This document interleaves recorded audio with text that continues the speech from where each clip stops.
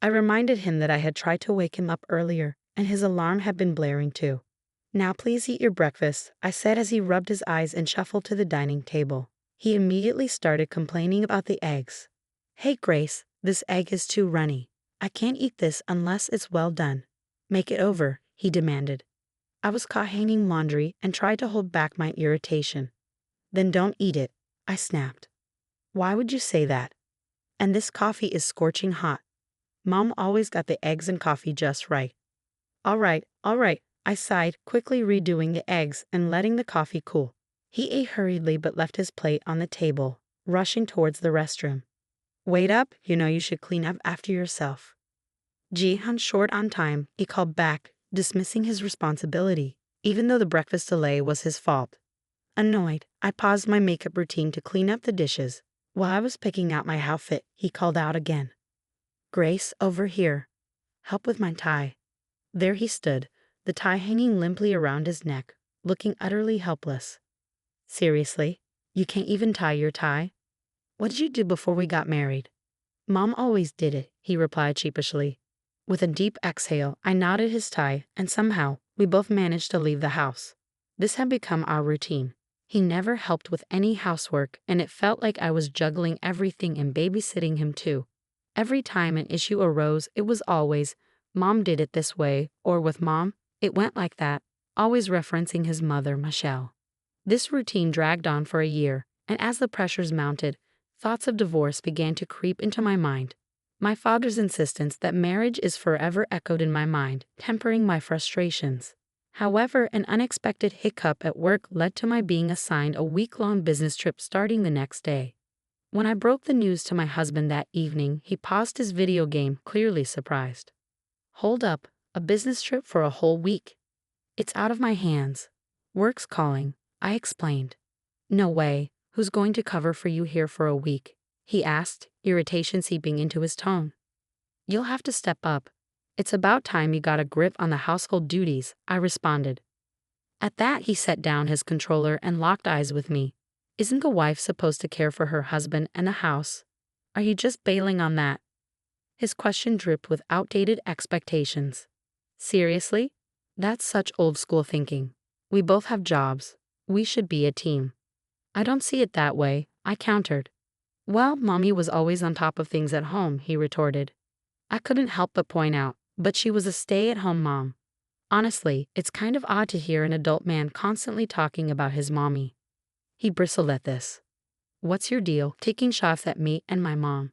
"I'm not, but let's be real. You're a mama's boy. This is how you see me? You think you can talk to me like that?" His defensiveness escalated, but I had reached my limit.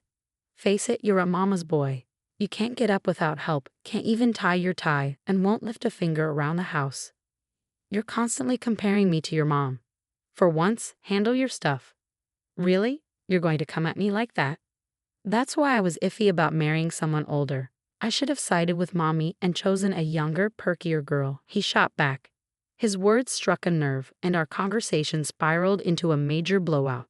"Even joking, you shouldn't say stuff like that." "We're married," I said, trying to anchor the conversation to the commitment we had made to each other. The tension between us was palpable, revealing the deep rifts that have formed in our relationship. When my husband hinted at divorce during our heated argument, I was taken aback. With a smug tone, he challenged, "You can't possibly want a divorce, can you? You wouldn't want to be labeled divorced. And think about what your dad said about sticking together."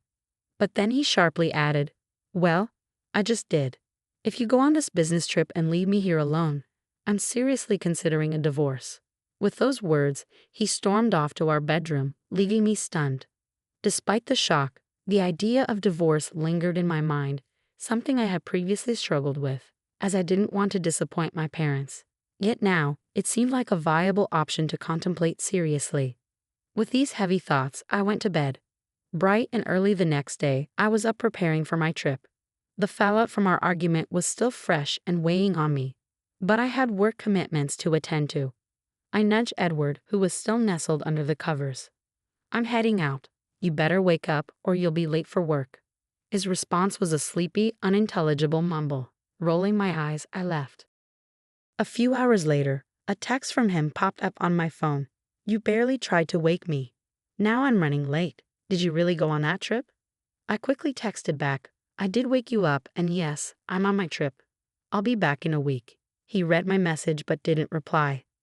Mid-trip, I decided to call my parents to update them about Edward's behavior and share my growing inclination towards divorce. I braced myself for a lecture, unsure of how they would react to the possibility of our marriage ending. The call was going to be a difficult one, but it was necessary to seek their advice and perhaps their understanding of my situation. Their response took me by surprise. We had no idea he behaved like this. Take your time to think, but don't force yourself to stay in a situation that isn't right. Always remember, we are in your corner, no matter what you decide. Their words of unconditional support brought tears to my eyes. Upon returning from my business trip, I knew a serious conversation with Edward was inevitable. If he didn't show signs of change, I was ready to consider divorce more seriously. My mind was abuzz with thoughts as I walked into our house late in the evening, only to find Edward wasn't home yet. As I looked around, a set of signed divorce papers and a note on the table caught my attention. The note read, "Since you ditched the housework, I'm heading back to my folks. Check out the divorce papers and think things over." Reading this, my initial reaction was rage. How dare he threaten me with divorce? But as my anger subsided, I began to see the situation differently. Maybe this was a sign that ending things might not be such a bad idea after all. With that realization, I decided to file the papers. When the divorce was finalized, I felt as if a heavy weight had been lifted from my shoulders. That evening, I went to bed and slept more soundly than I had in a long time. The next morning, as I enjoyed a peaceful cup of coffee, the door swung open, and in walked Edward, clearly upset. "Why didn't you come to my parents' place to apologize? What's gotten into you?" he demanded, his temper flaring. Then, noticing the empty spot where the divorce papers had been, his expression shifted from anger to shock. "Hold on, where are the divorce papers?" "Oh, I filed them," I calmly responded. "You did what?" He looked as if he had been slapped. "You went through with it." "Thanks for signing them. It made everything smoother," I said. "You can't be serious. Did you go all the way? Have you lost your mind?" he exclaimed, unable to hide his astonishment at my decisiveness. Seeing how composed I remained, he lost his cool completely. "That's it. I'm calling my parents." "Sure, knock yourself out," I replied, undisturbed by his threat, knowing I had made the right decision for myself. An hour after the confrontation with Edward, his parents, Michelle and Arthur, arrived at our apartment. Michelle immediately spotted me and dramatically exclaimed, "You! How could you just divorce Edward like that? What's your deal?" I responded coolly, "If he had the divorce papers all filled out and ready to go, doesn't that suggest he wanted out? Is that a problem?" "How can you be so bold when you're just his wife?" she countered, but before the situation could escalate further, Arthur intervened with a firm "enough." The room fell silent. Arthur turned to me. "Grace, can you walk us through what happened?" I agreed and began detailing the ongoing issues. Our argument before my trip and the divorce papers Edward had left for me. I was at my wit's end. It seemed like he wanted a divorce, so I went with it, I explained, maintaining eye contact with Arthur.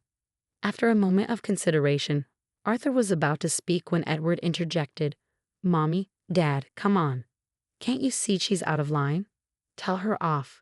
Michelle quickly sided with Edward. "Oh, Edward, my poor baby. She's so hasty. You should reverse the divorce right now." "There's no reversing it. Our divorce is final. We're strangers now," I stated firmly. Michelle's face turned red, and she opened her mouth to respond, but once again, Arthur cut her off. "Zip it, Michelle." He then apologized to me for Edward's behavior. Turning to Edward, whose eyes were bulging with surprise, Arthur continued, "You bonehead. I knew you had issues, but this is next level. Using divorce papers as a threat? Unbelievable. You had it coming." Michelle tried to interject, but Arthur didn't let up. "It's partly on you, Michelle. You spoiled him. Watch out. If you keep this up, I might divorce you too." The tension in the room was palpable as Arthur confronted the reality of the situation, leaving Edward and Michelle at a loss for words. After the intense discussion, Michelle was visibly shaken, her thoughts lingering on the unexpected threat of divorce from Arthur. She murmured to herself, visibly troubled. As Arthur turned his attention back to me, His expression was marked by sincere regret. "Grace, I deeply regret the trouble our clueless son has caused you. It's clear he has a lot to learn. Please move on and find happiness in your life," Arthur implored with genuine concern. Thanking Arthur for his understanding, I watched as he left, taking a dejected Edward with him. It wasn't long before the news spread throughout our circle. Arthur had decided to cut financial and emotional ties with his son, a drastic step meant to push Edward towards self-sufficiency. Edward's life took a downward spiral shortly thereafter. He moved into a modest, somewhat neglected apartment, his first time living truly by himself. The transition was far from smooth. His new home quickly descended into chaos, a visible representation of his disorganized personal life. With no one to depend on and habitual tardiness, Edward soon found himself unemployed, his inability to adhere to a schedule finally catching up with him. Simultaneously, the dynamics within his family deteriorated further. Michelle, who had always been intricately involved in Edward's personal affairs, overstepped boundaries one too many times, which led to a serious fallout with Arthur. Ultimately, this resulted in a separation. Michelle ended up moving in with Edward, each of them struggling to find stable footing. They scraped by with low-end jobs, their lives marked by a series of unfortunate events and poor decisions, with no clear path to improvement visible. On the other hand, my own life took a markedly different turn. Free from the daily stresses and emotional drain of my relationship with Edward, I found myself alone in our condo, which now felt surprisingly spacious and full of potential. With renewed energy and focus, I dedicated myself to my career. The absence of Edward's negative influence allowed me to excel at work, and my professional life flourished as a result. Feeling liberated and optimistic, I embraced my newfound independence. My living space not only felt more open but became a true sanctuary where I could relax and plan for the future. The improvement in my work life was palpable, and I approached each day with a sense of excitement and anticipation for what lay ahead. The contrast between my thriving existence and the downward trajectory of Edward and Michelle's situation was stark. While they were no longer a part of my life, the lessons learned from our time together resonated deeply, reinforcing my commitment to personal growth and happiness.